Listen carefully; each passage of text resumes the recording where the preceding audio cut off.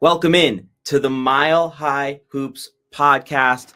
Talking to you after the Denver Nuggets have lost to the Los Angeles Lakers, but it wasn't really the Denver Nuggets. It was a collection of Denver Nuggets, as the Nuggets were again without Jamal Murray and Nikola Jokic, unlike Monday's game, which we talked about in Tuesday's podcast, where Spencer Jones and a collection of Nuggets, really led by Aaron Gordon, found a way to beat the full-strength Golden State Warriors. The Nuggets were not able to do that without LeBron for the Lakers on Wednesday. And that's why I titled this podcast about Luka Doncic, because for years, people had said this exact statement, which is LeBron probably can't be the best player on a championship team anymore. He needs to be the second best player in order for the Lakers to maintain a run of success, be real championship contenders. Well, that statement is now true. Luka Doncic is the best player on the Los Angeles Lakers. And that happened the moment he was traded to the Los Angeles Lakers. And you see it last night with LeBron out. Luka comes out firing. I think hit 7 of his first 9 shots. He ended the game with 31, but he had 20 plus in the first quarter, and the game was over. Luka had, the Lakers had 46. The Nuggets had 29.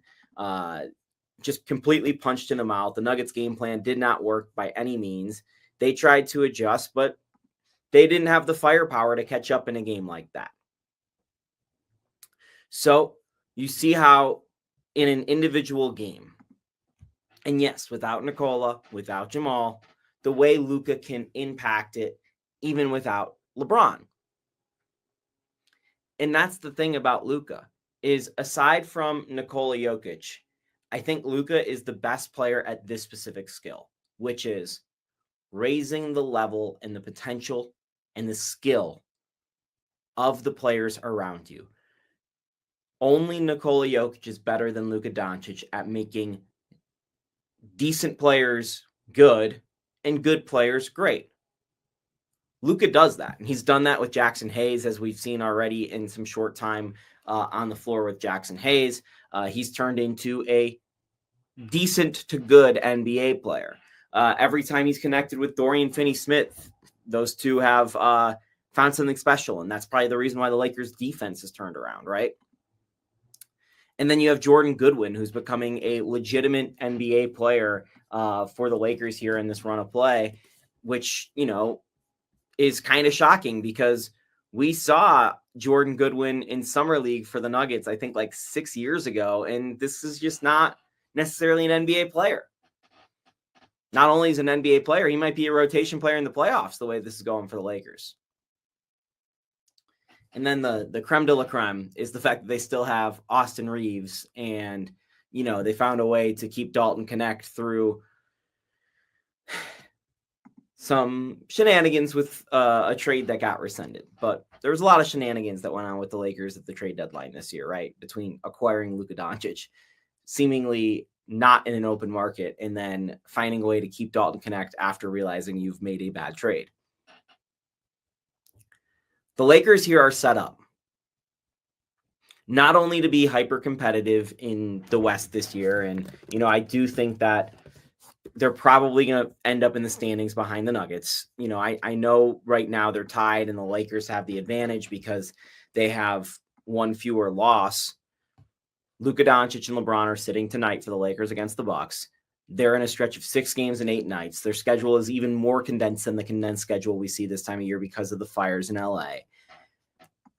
I think the Nuggets had a pretty good idea that Sunday's game against the Rockets is more likely to determine, at least on a game-by-game basis and needing that tiebreaker, where the Nuggets could end up seeding-wise. I think the Nuggets feel like they are going to be in a good position when it comes to where the Lakers finish compared to where they finish. If you look at the rest of the Nuggets schedule, I think they literally have 5 more road games. Maybe 4. I think it might be 4. They are at home a lot. And I did the math last night on Denver Sports Tonight. If you just send Nikola Jokic and Jamal Murray home, or, you continue to rest them and don't play the rest of the road trip, they legitimately could go an entire month with only playing 2 road games, the way this is set up for the Nuggets. I'm not saying that's going to happen, but you hear the hints post game with Jamal Murray, is a little closer than Nikola Jokic, which I don't think is good news because it looked like Jamal Murray was a little more injured than Nikola Jokic, or at least on the surface, we saw Jamal Murray's injury, the ankle roll, whereas Nikola's just taken a bunch of lumps over the course of time. But this is the exact reaction that most Nuggets fans wanted to see after last year, right? The Nuggets chased too hard after the 1 seed. A complete inverse of what they did during their title season. They go 13-12 after the All-Star break or something like that in their title season. Last year, they went, 21-4 or something after the All-Star break. This year, not looking at records right now, but the reaction to going full bore and all out for the 1 seed where they were clearly out of gas running into the playoffs, the Lakers have a poor effect, right, on them, and then they completely just empty the tank against the Wolves. The reaction to that is this year, like the championship season, the Nuggets are being very prudent about when their guys play, making sure they get rest. Do I think if it was a Game 7 last night that Nikola Jokic and Jamal Murray are on the floor? Yes, I do. But it's not a Game 7. The Nuggets are trying to get to Game 7s, or maybe trying to avoid them this year. I like what the Nuggets are doing. I think it's smart. Who cares about a game against the Lakers in the middle of March? It does not matter. Not comparatively to what you can achieve, what your ceiling is. And it doesn't really matter what your seed is if Nikola Jokic isn't healthy. It doesn't matter what your seed is if Jamal Murray isn't 100%. We saw him banged up in the playoffs last year. The first 3 quarters of every game was kind of a disaster. The Nuggets need these guys healthy. Simple as that. So the conversation of when they should play them again, it needs to start from the place that the Nuggets are actually starting with, which is the health thing. I like the way the Nuggets are approaching the way they are using these players. It was good to see Christian Brown back last night. Nothing serious there. I think Aaron Gordon's done a really good job in coming back from this latest little blimp with his injuries. I'm not saying put the rest of the season in bubble wrap. That's not necessarily what I'm saying. I think the Nuggets need to figure out some things. I think that the Nuggets should probably try to chase down the 2 or the 3 because they need to avoid Oklahoma City in the second round. But ultimately, the season ended today. The Nuggets are playing the Grizzlies in the first round, and you feel great about it. You just don't feel great about the second round matchup with Oklahoma City. There are some things that will happen over the last X amount of games, including the fact that I think 5 of your last 6 games are against Western Conference play-in or playoff teams. A lot to be determined in the standings. It's not too early to look. It's not too early to formulate and tabulate, but it is too early to say for certain what will happen. So I'm not going to do all the formulations and mechanisms and the mechanics of all of it yet. But again, going back to the Luka thing. The night the trade happened, I texted a buddy. I said, 2.5 is my over-under on the amount of rings Luka Doncic will win with the Los Angeles Lakers.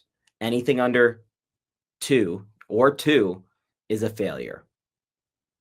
3 and above, a success.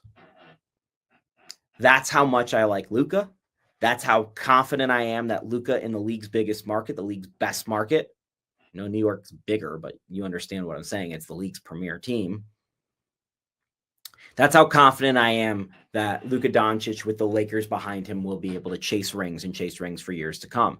I think if you told people when LeBron joined the Lakers in the late 2010s, he's only going to win 1 title, I think people might think that's a disappointment. But at the same time, if you say he's still playing at an elite level in 2025, I'm not sure those same people would be blaming LeBron. They have a legitimate chance at the championship this year. They really do. Some things need to happen for the Lakers, like avoiding Oklahoma City. Same thing as Denver. They probably couldn't match up with Boston or Cleveland in the finals. But there's a pathway. And there was no pathway before the Luka Doncic trade. In fact, there was no pathway for this franchise. The Nuggets killed this franchise. It was over. The same way that the Nuggets killed the Portland Trailblazers, the Utah Jazz, and the Phoenix Suns. Devastating playoff losses, firing the coaches, reshaping the franchise. It was over for the Los Angeles Lakers in the same way it was over for those franchises. Clippers have even middled since the Nuggets ran into them. The Mavs threw them a line and pulled them up out of the water, and they are no longer drowning.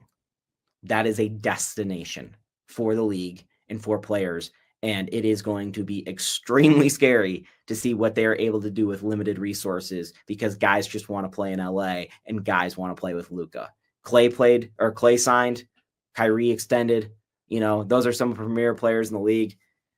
That's not even mentioning the fact that was in Dallas, not in Los Angeles. So you got two forces working together. It's like Tom Brady in Boston, but then he goes to Tampa and everyone's like, oh, it's warm weather. Tom Brady, let's do it. Rest of the Nuggets week. They've got Portland on Friday, and I wouldn't be surprised, even if the Nuggets were in full health, that they lose this game to Portland. They're hot. They're on a 3-game win streak. Denny Avdia is playing out of his mind right now.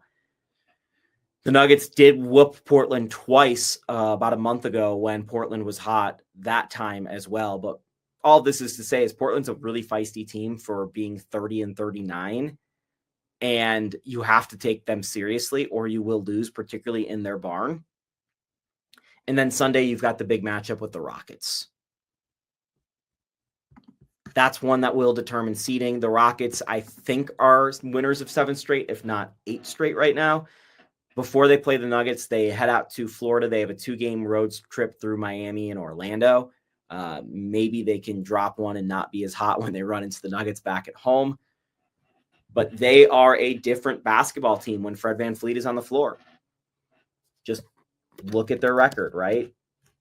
They went through some really rough times a few weeks ago when Fred VanVleet was out for about a month.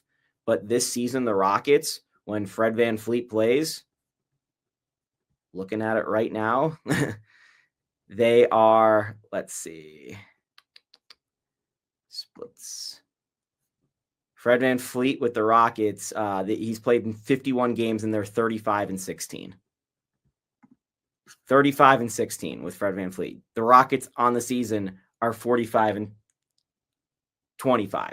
So without Fred VanVleet, they're 10-11. Completely different team. And I'm not even the biggest Fred VanVleet guy. Point being is these young puppies, as Bill Rafferty would say, need some organization. And that's what Fred VanVleet, a veteran guard who's won a championship, can do. And that defense is out of control at times with the Terror Twins and Tari and Thompson. So I'm really interested to see that matchup on Sunday if the Nuggets are fully healthy. You've also got the Chicago Bulls here coming on Monday, and then the Milwaukee Bucks, who are just all over the place, coming in next week. You've got a pretty good road homestand here, 5-game homestand starting the 24th that lasts through April 2nd. And then, like I said, just a couple little 1-game road trips away from Denver. So, Luka, Lakers, stock up. Nuggets, hard to say where they are right now because of the injuries to Nikola and Jamal. All you need to know about the Denver Nuggets is without Nikola, without Jamal, they aren't going anywhere, except maybe beating the Golden State Warriors in the Bay Area, one of the weirdest wins in years for the Denver Nuggets. But they couldn't do it twice in a row.